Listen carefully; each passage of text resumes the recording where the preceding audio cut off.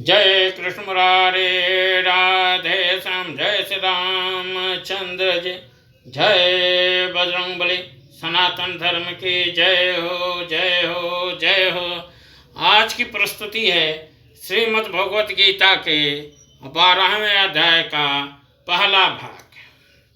मैं अपने सारे मित्रों को राम राम करता हूँ और आप लोग इस वीडियो को लाइक और सब्सक्राइब करते हुए हमारा सदैव उत्साहवर्धन करते रहिएगा।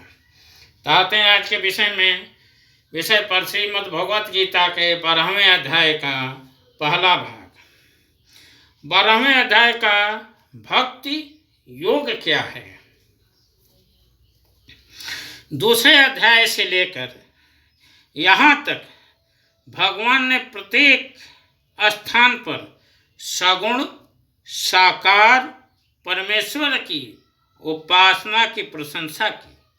7वें अध्याय से 11वें अध्याय तक खास सगुण साकार परमात्मा की उपासना का महत्व बताया है। उसके साथ 5वें अध्याय में 17 से 26 श्लोक तक, 6ठे अध्याय में 24 से 29 श्लोक तक, 8वें अध्याय में 11 से 13 श्लोक तक, इसके अलावा और कई जगहों पर निर्गुण निराकार की उपासना का महत्व बताया है।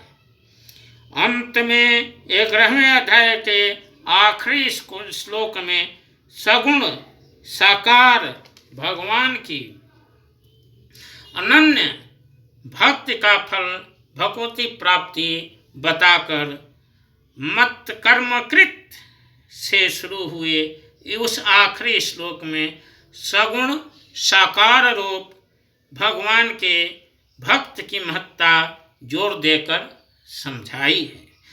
इस विषय पर अर्जुन के मन में ऐसी जिज्ञासा पैदा हुई कि निर्गुण निराकार ब्रह्म की तथा सगुण साकार भगवान की उपासना करने वाले दोनों उपासकों में उत्तम कौन है, यह जानने के लिए अर्जुन पूछता है।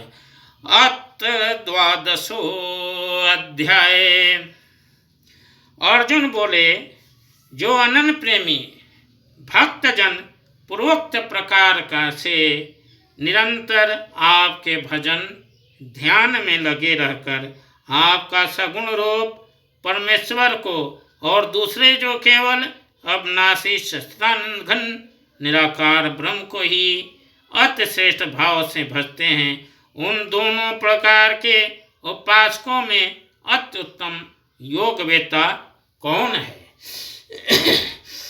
श्री भगवान बोले, मुझ में मन को एकाग्र करके निरंतर मेरे भजन ध्यान में लगे हुए जो भक्तजन अतिशय श्रेष्ठ श्रद्धा से युक्त होकर मुझ सगुण रूप परमेश्वर को भजते हैं, वह मुझको योगियों में अत्युत्तम योगी मान्य है। परंतु जो पुरुष इंद्रियों के समुदाय को भली प्रकार बस में करके मन बुद्धि से परे सर्वव्यापी अकथनीय स्वरूप और सदा एक रस रहने वाले नित्य अचल निराकार अविनाशी सच्चिदानंद घन ब्रह्म को निरंतर एक ही भाव से ध्यान करते हुए भजते हैं, वे संपूर्ण भूतों के हित में रत और सब में समान भाव वाले योगी मुझको ही प्राप्त होते हैं। उन सच्चिदानंद घन निराकार ब्रह्म में आसक्त चित्त वाले पुरुषों के साधन में परिश्रम विशेष है, क्योंकि देहाभिमानियों के द्वारा अव्यक्त विषयक गति दुख पूर्वक प्राप्त की जाती है। परंतु जो मेरे प्राण रहने वाले भक्तजन संपूर्ण कर्मों को मुझे अर्पण करके मुझ सगुण रूप परमेश्वर को ही अनंत भक्ति योग से निरंतर चिंतन करते हुए भजते हैं। हे अर्जुन, उन मुझ में चित्त लगाने वाले प्रेमी भक्तों का मैं शीघ्र ही मृत रूप संसार समुद्र से उद्धार करने वाला होता हूँ। मुझ में मन को लगा और मुझ में ही बुद्धि को लगा, इसके उपरांत तू मुझ में ही निवास करेगा, इसमें कुछ भी संशय नहीं है। यह तू मन को मुझ में अचल स्थापन करने के लिए समर्थ नहीं है तो हे अर्जुन, अभ्यास रूप योग के द्वारा मुझको प्राप्त करने के लिए इच्छा कर। जय कृष्ण मुरारी, राधे श्याम, जय राधे श्याम। जय श्री रामचंद्र जी, सनातन धर्म की जय हो, जय हो, जय हो। 12वें अध्याय का दूसरा भाग कल की प्रस्तुति में अग्रसर रहेगा। जय कृष्ण मुरारी, राधे श्याम।